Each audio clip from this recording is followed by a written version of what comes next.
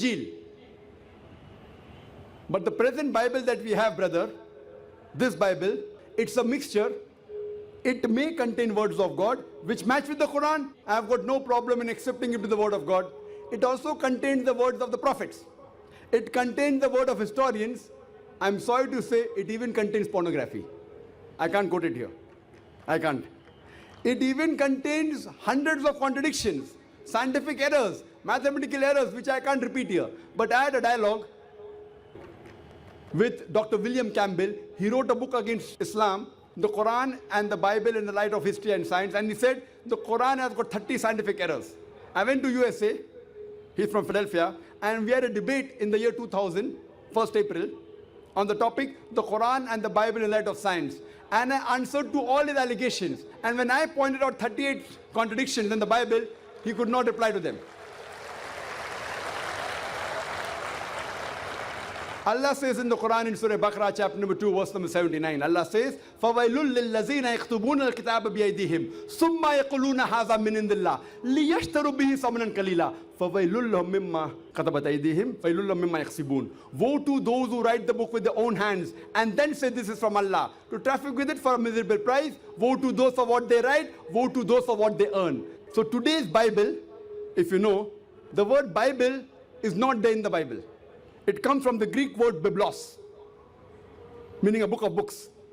And the scholars say there are many authors of the Bible, not I, the Christian scholars. So the present Bible, I don't consider it to be the word of God. Similarly, if you ask me, can you consider Veda to be the word of God? Can you consider Buddhist scripture to be the word of God? Can you consider the Parsi script word of God? What I say. Maybe they were, maybe they were not. Since there were many scriptures sent by Allah subhanahu wa ta'ala, many books, by name 4 are mentioned. But there were many others like Sufi, Ibrahim, several others.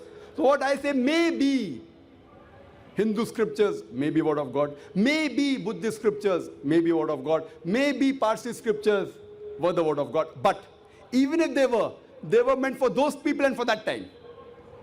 Today, you have to follow the last and final revelation, that is the glorious Quran. So any human being, whether living in India, in America, in Canada, in UK, in Singapore, in Saudi Arabia, all the human beings in the world should follow the last and final revelation, the glorious Quran, and the last and final messenger, Prophet Muhammad, peace be upon him.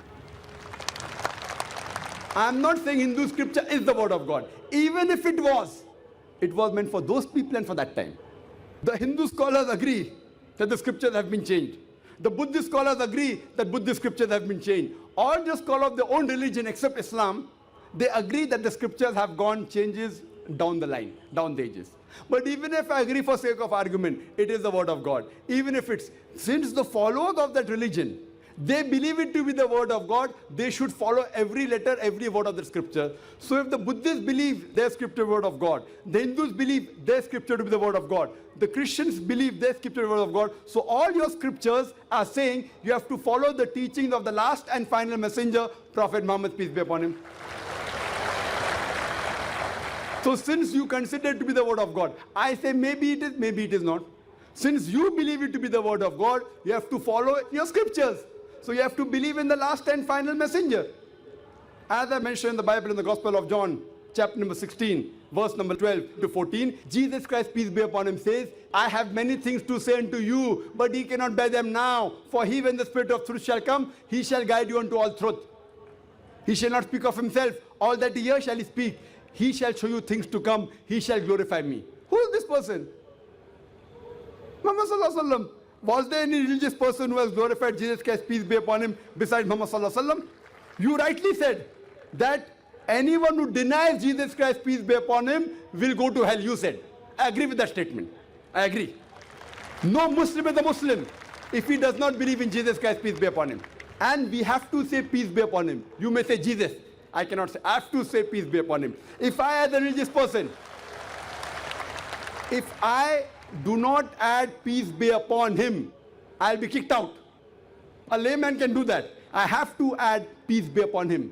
So, no Muslim is a Muslim if he does not believe in Jesus Christ, peace be upon him. We believe that he was one of the mightiest messengers of Allah subhanahu wa ta'ala. We believe that he was born miraculously without any male intervention, which many modern Christians do not believe. We believe that he gave life to the dead with God's permission. We believe that he healed those born blind and lepers with God's permission. The Muslims and the Christians, we are going together. But I know what you mean. When you mean believe in Jesus Christ, you mean, what do you mean?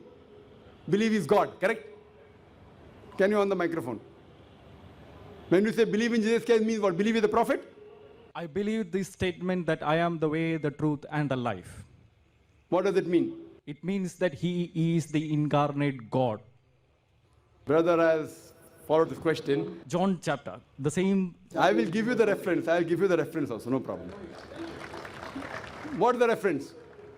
John chapter 14, you can refer. Verse number?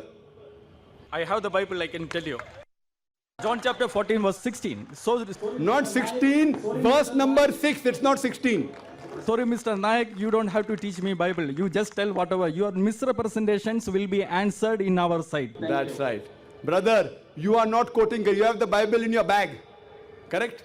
You take out the Bible from your bag and you're quoting Gospel of John chapter number 14 verse number 6, it's not 16.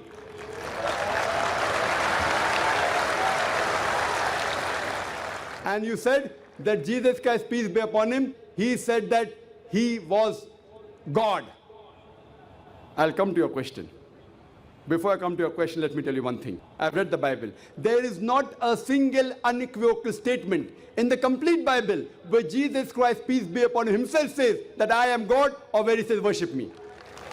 If any Christian can point out to me a single unequivocal statement, a single unambiguous statement in the complete Bible where Jesus Christ, peace be upon him, himself says that I am God, or where he says worship me, I am ready to accept Christianity today.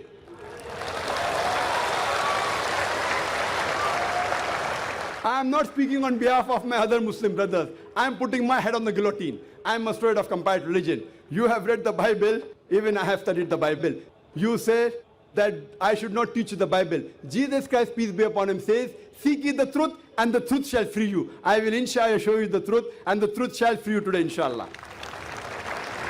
As I mentioned earlier, there is not a single unequivocal statement in the complete Bible where Jesus Christ, peace be upon him, himself says that I am God, or where he says worship me. In fact, if you read the Bible, Jesus Christ, peace be upon him, himself says, it's mentioned in the Gospel of John, chapter number 14, verse number 28. He said, my Father is greater than I. Gospel of John, chapter number 10, verse number 29. My Father is greater than all. Gospel of Matthew, chapter number 12, verse number 28. I cast out devils with the Spirit of God. Gospel of Luke, chapter number 11, verse number 20. I, with the finger of God, cast out devils. Gospel of John, chapter number 5, verse number 30. I can of my own self do nothing. As I hear, I judge, and my judgment is just. For I seek not my will, but the will of my Father.